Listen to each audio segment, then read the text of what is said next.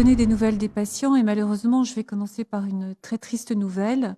Le patient qui venait de Madagascar, ce Mauricien de 48 ans, est décédé ce midi.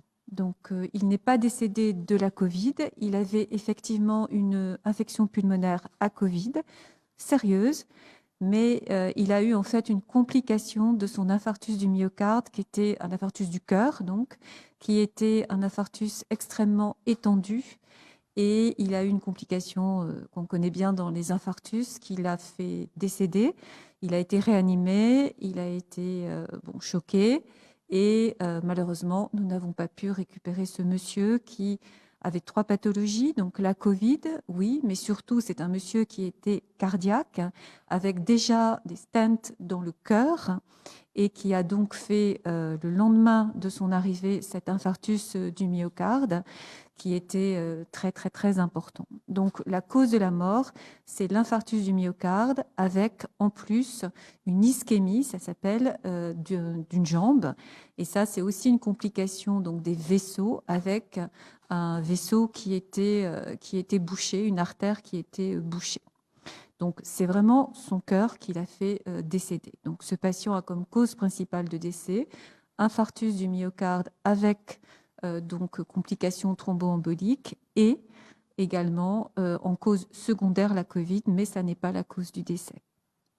Donc ce cas-là, je le répète, c'était pas un cas local, il n'appartenait pas ce monsieur à notre épidémie locale, il s'était contaminé à Madagascar et c'était un jeune patient malheureusement, puisque relativement jeune en tout cas, puisqu'il avait 48 ans. Par contre, il avait des facteurs de risque qui étaient importants, donc son hypertension artérielle mal contrôlée, ses antécédents de troubles au niveau cardiaque, au niveau de ses artères cardiaques, les artères qui vascularisent le cœur. Et puis, donc, il a attrapé la Covid. Mais donc, encore une fois, il n'est pas décédé des complications respiratoires. Il avait une grosse infection respiratoire, mais il est décédé de son cœur, je le répète. Donc ça, c'est pour ce patient. Ensuite, nous avons 2 patients maintenant de l'épidémie locale qui sont dans une situation qui est compliquée au niveau respiratoire. Donc cette dame de 70 ans qui a cette infection pulmonaire, qui a de gros besoins en oxygène, mais qui depuis hier est stable. Donc on a pas mal d'espoir pour elle. Bien sûr, elle reste dans un état extrêmement sévère, mais disons que l'évolution des 24 dernières heures est plutôt satisfaisante. Et le 3e cas, c'est un nouveau cas. Donc, c'est un monsieur qui était dans une quarantaine, qui a été sorti de sa quarantaine pour venir à INT parce qu'il a présenté, comme toujours dans cette maladie, des symptômes respiratoires de façon extrêmement rapide.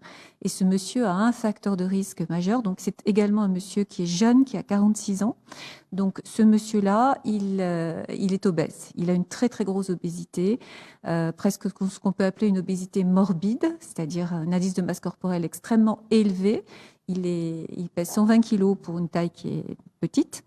Donc voilà, c'est quelqu'un qui a ce facteur de risque-là. Donc lui aussi, il a une infection respiratoire de la Covid.